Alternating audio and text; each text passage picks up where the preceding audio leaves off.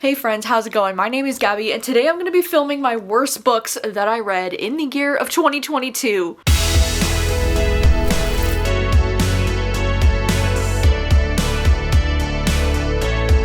I feel like whenever I do a video like this, I need to warn you that this is just my experience with these books. I'm not trying to discourage anyone from reading these books. If you read these books and you enjoyed these books, then that's great, and I'm so happy for you because I obviously read them with the intention of wanting to enjoy them. And also, if you're an author, I highly recommend you just click away from this video because this video is not meant for you. It's meant for readers. I don't want to yuck anybody else's yum, so if you enjoyed these books, I'm not trying to make fun of you in any way if you enjoy them. I honestly think that's great. I wish I had the same experience. But these are just my personal worst books that I read this year. You know, when you read over 200 books in a year, which I did for the first time this year, you're bound to read some books that are gonna freaking suck and just books that don't exactly fit your taste and just aren't for you. I do recognize that these books probably do have an audience, and I've seen some people that have loved these books and I'm so happy for them. But for me, these were the worst books that I read this year. Like, these were the bottom of the barrel. And you know, it's wild because I feel like in the last 2 years or so, I've really struggled with coming up with a list of like my worst books of the year because I've had really great reading years for the past few years. But with this year, it was pretty easy to put together a list of some of my worst of the year because there were some standout books for me that just really sucked or really pissed me off. This is a part of my end of the year video series that I like to do where I do my most disappointing books of the year, my most surprising, my worst, and my best. So if you've missed the previous videos that I did of my disappointing and my most surprising, I'll have those linked down below so you can check those out. And coming very soon is going to be my best books of the year, which I'm also very excited for that video. But now, without any further ado, let's jump into my worst books of the year, shall we? I am going to be going in order of books that are like not as worse and then leading up to like the worst of the worst at the end. So why not, you know, kick off this list with one of my book troop picks, right? Because if there's anything that my book troop book club has been so far for me, it's shown me a lot of, you know, worst and disappointing books this year, which is kind of a bummer. You know, I don't think there was a single book troop pick that made my best books of the year, but there's a few book troop picks that made my worst of the year. And starting off this list, we have Things We Do in the Dark by Jennifer Hillier, which honestly, this probably could have ended up on my most disappointing list and not my worst of the year list because this book isn't as bad compared to some of the other books that I have on this list. I put it on this list instead of my most disappointing because this book was more than just disappointing for me. You know, like, not only was this book massively disappointing because I've read so much Jennifer Hillier before. I've read 3 books before this one and all of those books were 4 to 5 stars. And this was the first book by her that I ever gave 1 star, and it was so unexpected. This is her newest release, and I think the reason why I ended up giving this one 1 star and being so disappointed in it is because I found this book to be so incredibly predictable. Me and my friend Brittany were actually buddy reading this when we were on a trip earlier this year, and we like looked at each other and we were like, I bet this is what's happening. I bet this is the plot twist. And then of course, that's what happens in this book. I feel like I'm really tired of seeing this kind of thriller trope twist being used in thrillers. I just think it's such a lazy, like, I don't know, I personally just don't really like that twist. I think it's so overdone and overused and it's easy to predict, and I just didn't love that about this. But then I also feel like the way this ending gets resolved is just so over the top and ridiculous. This book is so bogged down by all of these flashbacks and it's just so hard to read. It's honestly kind of exhausting. Like, picking this book up really felt like a chore to me. And I feel like if I wasn't reading this book for my book club, I would have DNF'd it. Like, that's how much I really wasn't enjoying it. The whole thing of this book is that we're following this woman who, you know, her husband is found dead in his bathtub, and it's assumed that he killed himself, you know, because there's razors around and it just looks like he might have killed himself, but she's obviously, you know, getting blamed by the media and by the police. And so she's kind of having to like prove her innocence in a way because there's all these things that make it look like she might have had something to do with why he died. And the way that that whole situation gets resolved at the end of this book, I was just like, you've got to be fucking kidding me. It was just so ridiculous in my opinion, and I just was not on board for this, and I just found this whole reading experience just wasn't great for me, you know? Because not only was like the plot twist was not satisfying, there was a plot twist about halfway through the book that I think was supposed to like take you off guard, and it was the most predictable thing to me. And then another one of my worst of the year is once again another book troop pick because it's The Haunting of Ashburn House by Darcy Coates. This was my first ever experience with Darcy Coates, and I think I have realized just after this one book that I don't think that she's the author for me. Because, you know, in this story, we're following this woman who goes to this house called Ashburn House. She basically had just recently inherited this mansion, and I just feel like this protagonist was really obnoxious to read about because she had absolutely zero survival skills, and she just kept making bad decision after bad decision, and she would see all of these things that were like major red flags and just kind of choose to ignore it, which was also just like really annoying. I also feel like, you know, I know this book is, I guess, classified as cozy horror, and so I just don't think that cozy horror is my kind of genre. I do understand that I think a lot of this book is meant to be written in a certain way, but that just didn't really work for me. I also think, oh my gosh, there's a reveal at the end of this book that was just so like, what the fuck? It made me want to bash my head into a wall. I was like, are you serious? Like, that's where we were going with this. It was just so disappointing, and I honestly found a little bit of like the action-y scenes that were happening at the end a little bit hard to follow. Like, the writing was just really strange. It was kind of hard to even visualize what was going on for me. And overall, this was just a huge bummer, and you know, I just don't think I'm going to be reading any Darcy Coates in the future because I just have a bad feeling that her writing and me just do not vibe. The next book on this list is going to be Every Summer After, which I know, ooh, it might be kind of a hot take. So I do recognize, you know, with a romance book like this, that this book definitely has an audience, and that audience is just not me. And I feel like I probably should have looked into why this book was so popular before I had read it, because if I had known that this was going to be kind of like a childhood friends to lovers kind of story, I don't think I would have picked it up in the first place, because that's just not a trope that I'm interested in reading. But basically, we're following these two characters who, like, when they were 13 years old, they had this romance, they met each other, they fell in love, and now, like, 10 years in the future, his mom passes away, and so she's gonna be going back to the town to, like, have the funeral with the mom, and then they're reconnecting in the future. And it's very, you know, Nicholas Sparks. It's very, you know, set up in a way that the author's trying to make you emotional and connected, and I just didn't feel anything. I think part of my issue with books like this is the fact that they're marketed as adult romance books, and then, you know, every other chapter you're reading about 13-year-olds and their romance for a lot of the book. You know, a lot of the book is their romance when they're teenagers. And I just find it so frustrating because I don't usually like reading young adult romance. Like, that's not something I'm usually seeking out when I pick up a book like this.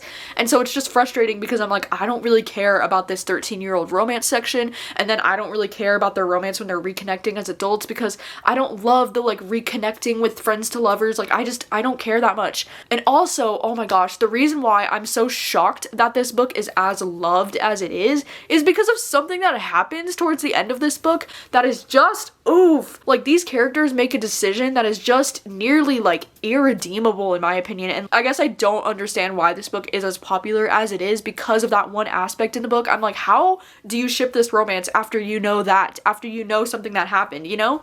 So it just kind of ruined any enjoyment that I had over this book, which was little to none already, and like, this is just not my kind of romance, you know? So it was on my worst of the year. I'm sure it'll be on so many people's best books of the year, and that's cool. It's just not for me. And then the next book on this list is going to be My Summer Darlings by May Cobb, which is honestly such a bummer because I was a huge fan of The Hunting Wives. If you recall my favorite books of last year video, you might remember that The Hunting Wives was one of my favorite thrillers that I read last year. So the fact that this ended up on my worst of the year list is quite a bummer. This book is a thriller about these suburban moms who are living in Texas. Two of them are married, by the way, only one of them is single, and it's about all of them lusting over this man named Will. Will is like this new guy in town. He's very worldly, you know, like he's very different from the rest of the guys that are in this small town. And literally this entire book is how these women in this town are just lusting after this man, and every woman's like ready to drop her fucking panties over Will. And it's just so strange to me that this is even marketed as a thriller, because the only thrilling thing happening in this book is that in between the chapters of all of these women lusting over this man, we just get this random like point of view that we don't know who the point of view is told from, but it's like, I knew I shouldn't have trusted him, and like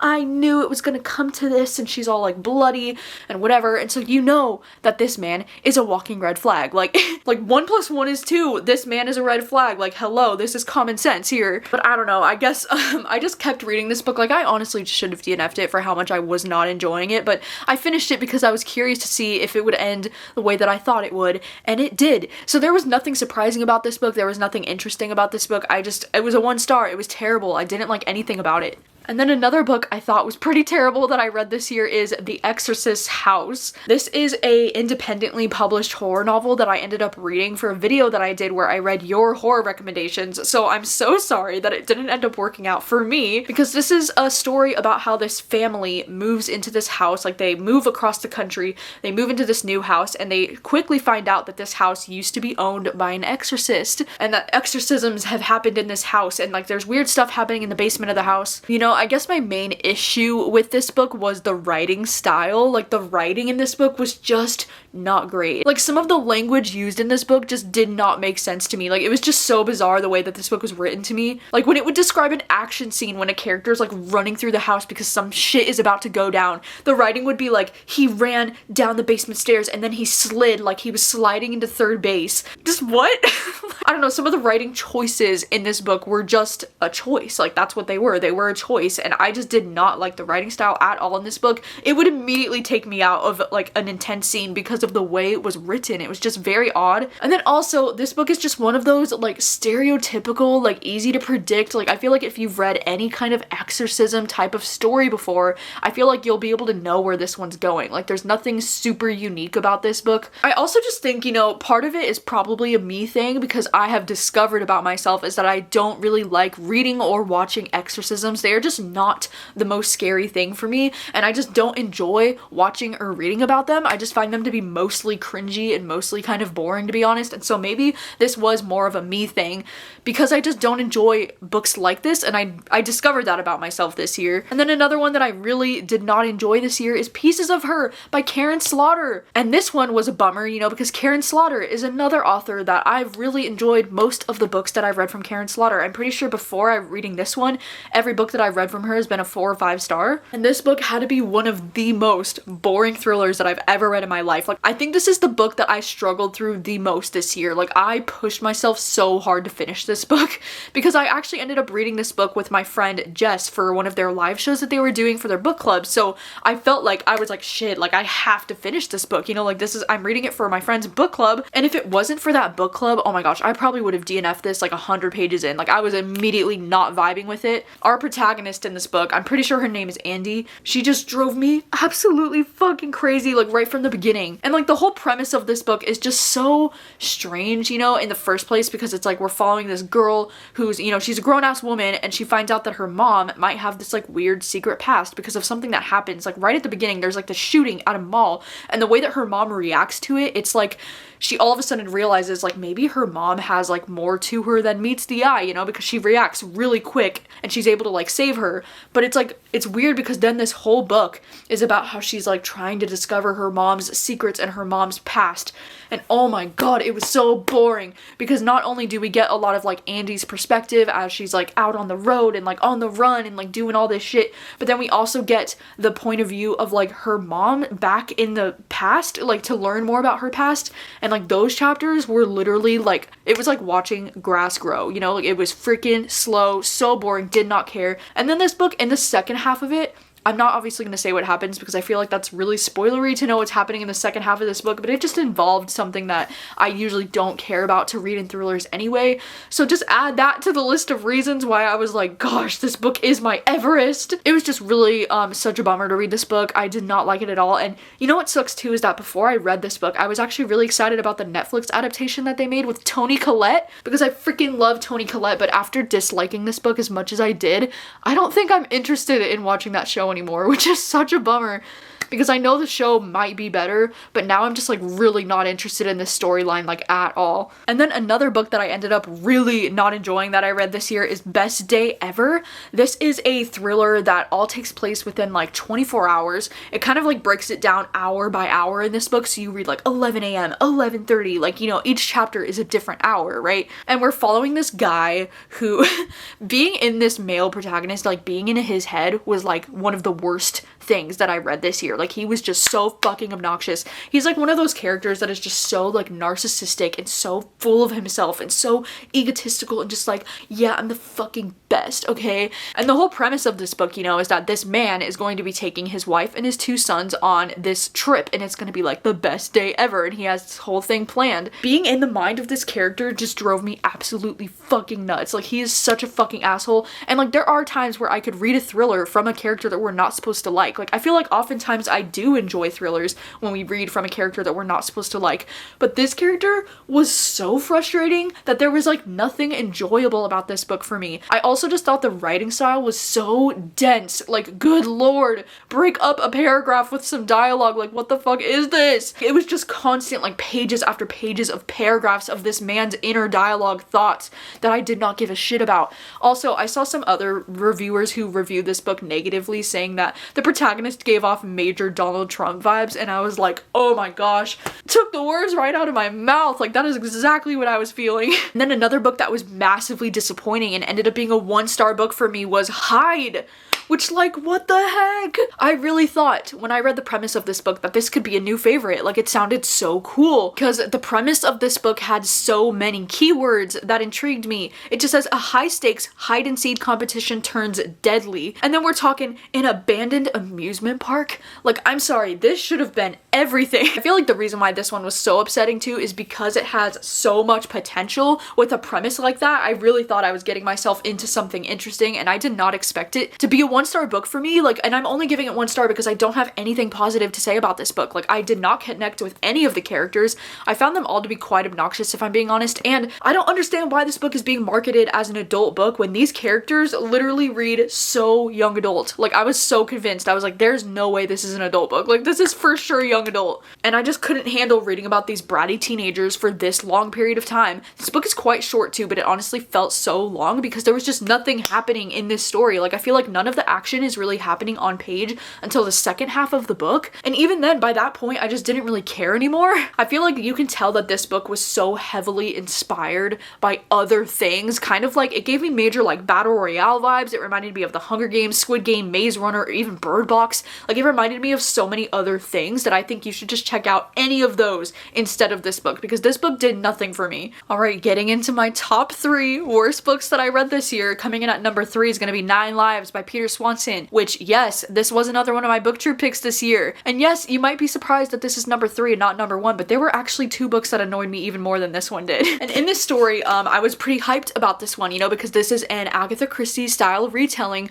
where these people are getting picked off one by one and we're trying to figure out what the fuck. It's really cool too because it involves, you know, this list, and it's like these strangers, like these 9 strangers get this list with their names on it, and then slowly people are dying on the list and they're trying to figure out like why and how they're all connected. And I think that's the biggest mystery of this book, is trying to figure out how these 9 people are connected. And when it gets revealed how these 9 strangers are connected, you've got to be fucking kidding me with this shit, right? Like, what? This book is not only frustrating because of the ending, but this book was also just kind of really hard to read in general because we literally follow the point of view of all 9 people throughout this book, and trying to keep track of them in my head was so complicated. I feel like this could have been written in a much simpler way, and I just feel like the writing style in general was just kind of so over the top and kind of like pretentious. Like, it just made me roll my eyes so many times. You know, it's unfortunate though, because I feel like for most of this story, I was leaning towards like a 3-star, maybe a 2-star. Like, I wasn't hating it at the beginning, you know? But then after that plot twist, I was just like, wait, what? Like, why? Are you serious? Like, I was so mad at the reason and like the killer or the person that had the motive to do all of this. I'm just like, why? Like, are you serious? Why? It just doesn't make any logical sense. I feel like it literally does not make any sense, and it pisses me off for that reason, because the whole thing is that you're trying to figure out this mystery, and when the mystery ends up sucking like this, like, yeah, it's gonna piss me off. I also feel like, you know, I did a live show for the book troupe with this book earlier this year with some of my closest friends, like Katie, MK, and Marcy, and that live show was one of the highlights of 2022 for me. Like, we had so much fun during that live show, so I mean, if anything, at least this book gave us that, you know? Alright, and then coming in at number 2 for one of the worst books that I read this year has got to be The Paul Bearers Club by Paul Tremblay. And this book is one that I was pretty excited to read because Paul Tremblay has written one of my favorite books of all time, The Cabin at the End of the World. And so I went into this one with some, high expectations, some excitement. And this book is being marketed as a horror book, and it's kind of about this young boy named Art Barbara who is in high school and he has really bad scoliosis, and he's a part of this club called the Paul Bearers Club where they go to funerals of elderly people who don't really have anybody else there for them, and then they go all as friends and they go and show up for these people. And then there's also this whole side thing about how one of his friends may or may not be a vampire, and that's kind of what this story is about. I feel like just hearing that premise, you're like, what? You're probably like, why are you excited to read it? Because that sounds really boring. And like, yeah, maybe I should have realized after reading that premise, like maybe I just thought like this wouldn't be for me. But I wanted to read it anyways because, I had heard some good reviews from friends, and I do want to give Paul Tremblay's books a shot after loving that one book so much. But this was just so not for me. Like, this was so frustrating to read. I feel like Art Barbara is one of those protagonists who comes across like so pretentious, and like the way that he's written just drove me absolutely crazy. He's always talking about his taste in punk music and how like he's just so fucking cool and he's just so fucking punk. And like it's really at first I thought it would be really interesting because the way that this book is written, I've never seen anything like it. It's really cool because it looks like it has annotations from a character, because the whole thing is that he's going to be writing a book about his experiences when he was a teenager. And so the book is written as if Art Barbara is writing a book. And then one of his friends that's like involved in the story that's reading his book is like crossing out certain things that he's written and writing in their annotations on the side of the page. And at first I was like, this is so cool. Like I've never seen anything like this before in a book, because it looks like real annotations, like it has like red pen throughout the book, and you get pages and pages of this red pen handwriting of them saying like, well, this is not exactly how it happened. Oh my god, it quickly became so annoying because it would be like these two characters trying to tell the same story, and then the other character would constantly be like, no, you're telling it wrong, or you're making me look bad, you're making yourself look good, like this is not how it happened. And I was just like, okay, then what the fuck is the point of any of this? Like I'd rather just read the finished product. I don't want to read this feels like a rough draft. And like, not to mention, this book is just so fucking slow and boring. Like literally nothing happens. Like I'm not even kidding. There's a section of this book that is like, oh, we spent the next like 300 days together, and then it's like on day 1 we did this, on day 3 we did this, and it's like literally paragraph after paragraph after paragraph of like, on day 75 we did this, on day 92 we did this, and like I'm not even fucking kidding. It was so fucking repetitive and so annoying. I was just like, I don't understand. Like there's nothing horror really for me in this book. Like there might be a few little moments where it kind of feels like it could start leaning more into the horror category or genre, and it just never quite goes there. So frustrating to read. Like this book actually might be my Everest that I read this year. I don't know why I finished it. I really don't. And then my number 1 worst book that I read this year, I think it's gotta be Dear Laura, which is shocking, because this is a horror novella, and I really thought that this could be something I would enjoy because I'd seen so many of my friends loving this book, and I think that's why I'm just so shocked at how much I disliked this book. So in this story, we're following this protagonist named Laura, and when she was about 13 years old, her best friend went missing, and shortly after that, she started receiving these letters from like an anonymous person named X, and they said like, hey, I know where your friend is, but in return, you have to like give me something as well. And then it's just, we follow Laura over a series of years